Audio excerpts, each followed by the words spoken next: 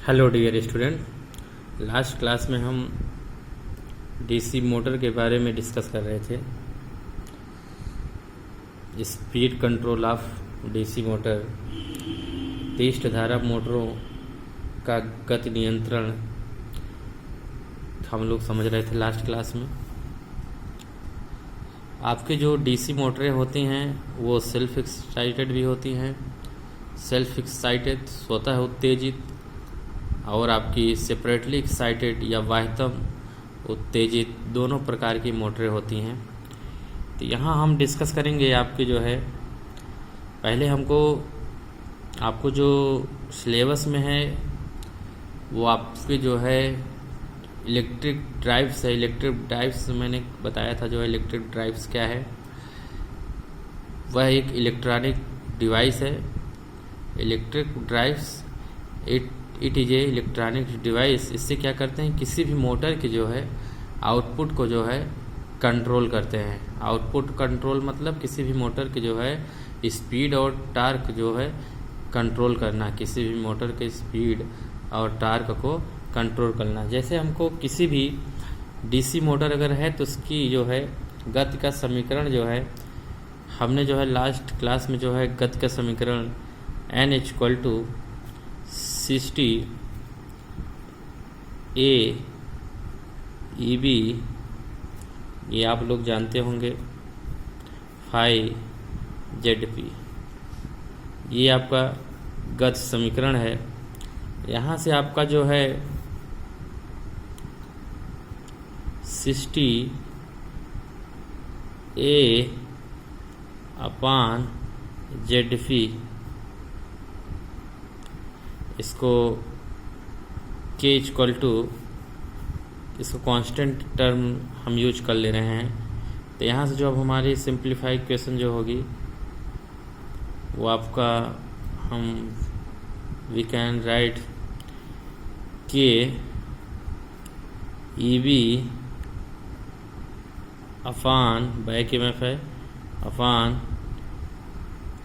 5 लिख सकते हैं। तो यहाँ से हम जो है हम ये भी लिख सकते हैं। यहाँ से हम अगर EB को अगर निकाल लेते हैं, EB को अगर हम निकालेंगे, यहाँ से अगर निकालेंगे तो यहाँ हमको EB की जो वैल्यू आएगी, EB की जो वैल्यू आएगी K5N।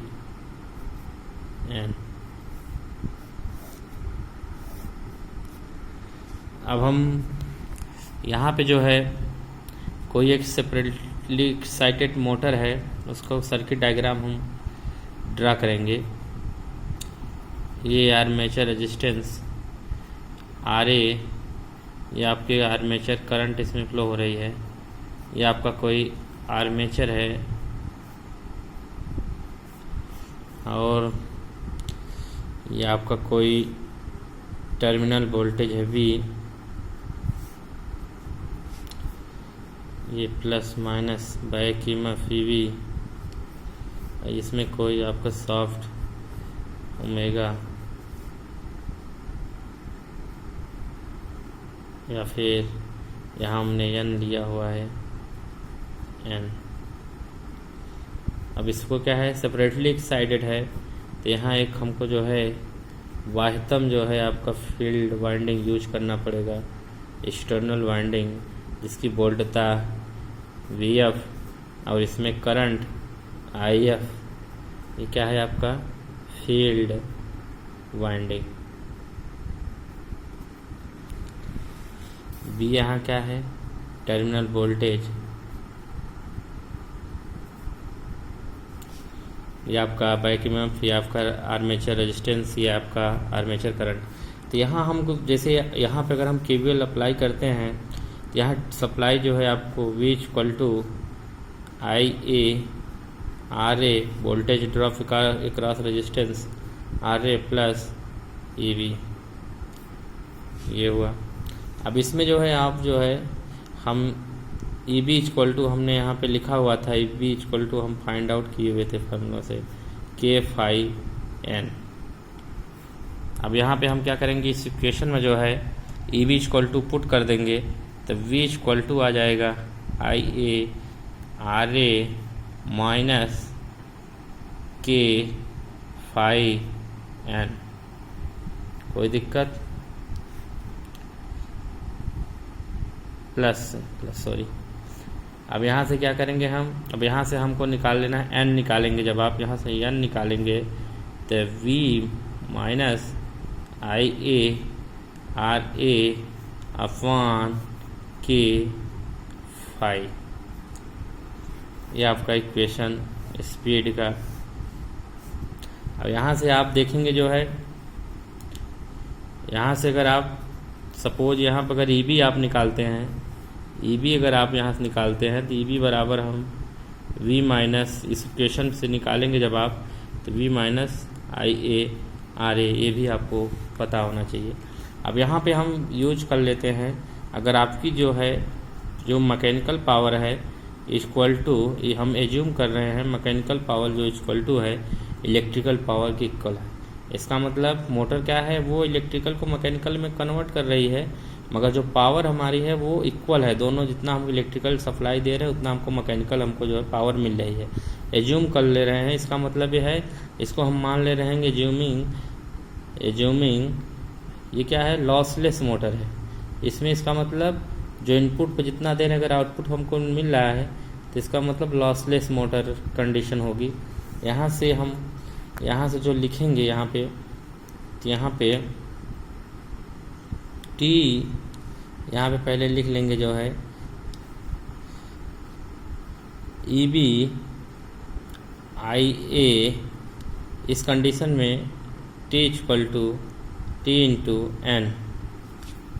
यहाँ से अब क्या होगा, अब ई बी की जगह हमने जो है फाउंड आउट किया हुआ था, निकाले हुए थे K phi N, I A equal to T into N, N cancel हो जाएगा। यहाँ से जो टार्क आएगा टी इक्वल टू जो आएगा टी इक्वल टू के फाई आई ए। यहाँ से जब निकालेंगे आप आई ए, जब निकालेंगे, जब यहाँ से आई ए इसको आर्मेचर करंट निकालेंगे तो आई A equal to T upon K phi. तो यहाँ से जो अब निकालेंगे आप जो है ओमेगा, हमने यहाँ पे एन निकाला हुआ है, एन बराबर हमने फाइंड आउट किया हो N equal to V minus I A R A upon K phi. अब यहाँ पे हम क्या करेंगे, जो आपका आई ए निकाले हुए हैं ये जो है इसको उठा के जो है इसमें आई ए की जगह पुट करेंगे, तो यहाँ N equal to V minus I A की जगह T upon K phi put करेंगे, K phi R A upon K phi R A upon R A T upon K phi. कहाँ से, यहाँ पे हमने निकाले हुए थे, आई ए की जगह हमने निकाला हुआ था, हमने जो है यहाँ पे आई ए की जगह हमने टी अपॉन के फाई हमने पुट कर दिया है। अब यहाँ से जो हम फाइंड आउट करेंगे इसको, एन की वैल्यू जो हम निकालेंगे, यहाँ से एन की वैल्यू जो हम निकालेंगे एन इक्वल टू, जब उसको सॉल्व करेंगे तो V upon K phi minus T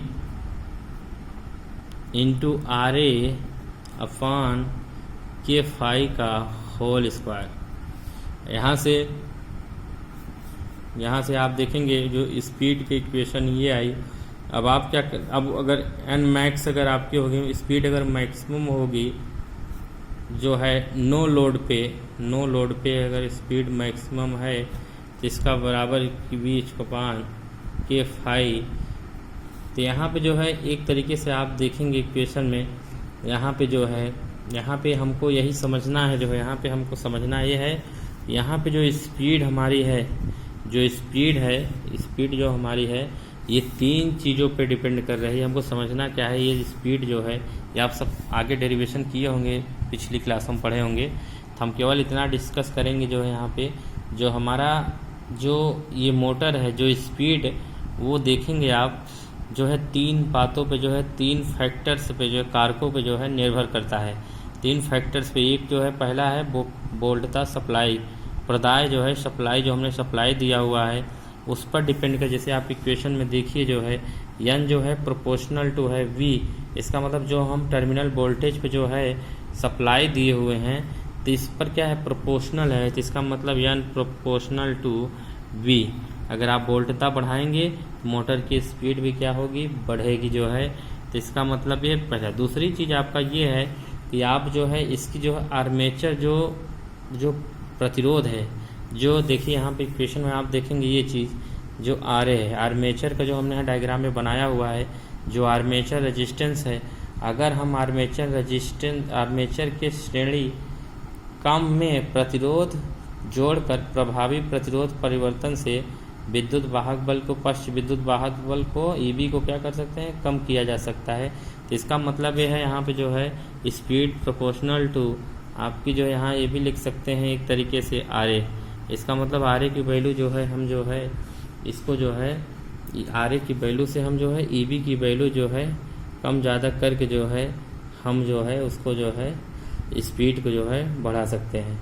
armature के श्रेणी क्रम में, इसको एक लाइन लिख लीजिएगा इसमें, आर्मेचर के श्रेणी क्रम में प्रतिरोध जोड़कर प्रभावी प्रतिरोध परिवर्तन से पश्च विद्युत वाहक बल EB को कम किया जा सकता है। तो यहाँ जो है ये है अपना जो है, इसका मतलब ये है आर्मेचर प्रतिरोध को भी जो है कम ज़्यादा करके जो है स्पीड को जो है कंट्रोल किया जा सकता है। तीसरा जो है आपका फैक्टर कारक है, तीसरा जो है आपका यहाँ पे देखिए इक्वेशन में देखिए ये क्या है, ये n यहाँ लिख लीजिए n प्रोपोर्शनल टू 1/5। इसका मतलब क्या है, प्रति ध्रुव चुंबकीय फ्लक्स, मैग्नेटिक फ्लक्स पर पोल को भी जो है हम लोग जो है परिवर्तन करके जो है इसको जो है स्पीड को जो है कंट्रोल कर सकते हैं यहाँ पे जो है। तो यहाँ पे आप देखेंगे जो है यहाँ से होगा क्या, फाई प्रोपोर्शनल टू IF जो आपका फील्ड करंट है, इससे क्या होगा IF इक्वल टू V/RF। यहाँ से भी हम जो है V/RF से भी तो एक तरीके से जो है फ्लक्स को भी जो है कन्वर्ट करके हम जो है स्पीड को करते हैं। यहाँ आप देखेंगे 3 कारक ऐसे हैं जिससे हम किसी भी मोटर की जो है स्पीड को जो है कंट्रोल कर सकते हैं। तो यहाँ जो आप जो है यहाँ जब इसका जो है इक्वेशन देखेंगे, जब आपका ग्राफ इसमें देखेंगे, जब ग्राफ देखेंगे इसमें जो है तो कुछ जो है ग्राफ जो आएगा यहाँ के जब हम बनाएंगे टाइम टॉर्क वर्सेस स्पीड के बीच जो ग्राफ बनाएंगे, स्पीड के बीच जो ग्राफ कुछ आता है जो इस तरीके से। तो इसका मतलब ये है, ये आपको जो है ये जो है आपकी मोटर की जो है इक्वेशन जो है हमारी स्पीड की जो है डीसी मोटर की स्पीड का जो इक्वेशन है उसके आधार पर जो है हम जो है स्पीड को जो है कंट्रोल कर सकते हैं। यहाँ आप देखेंगे जो है एक चीज़ और है इसमें जो है आप सोचेंगे जो है ये आपके इलेक्ट्रिक ड्राइव्स का क्यों यूज किया गया, इलेक्ट्रिक ड्राइव्स का क्या एडवांटेज था जो है यहाँ पे जो है। तो इलेक्ट्रिक ड्राइव्स यूज अगर आपका जैसे अगर आप यूज नहीं करेंगे, अगर आप यूज नहीं करते तो जो आपके मोटर की जो कम्यूटेटर और जो आपकी ब्रशेस हैं ये क्या होती हैं, वियर आउट होती हैं। वियर आउट मतलब बहुत तेज़ी के साथ ये है घिस जाती हैं, घिसने लगती हैं जो है। अगर इलेक्ट्रिक ड्राइव्स अगर यूज आप करते हैं तो इसके एडवांटेज ये है, अगर नहीं यूज करते हैं तो आपकी जो है कम्यूटेटर और जो है आपके जो ब्रशेस हैं ये बड़ी जल्दी घिस जाते हैं, मोटर के जो वियर आउट हो जाते हैं।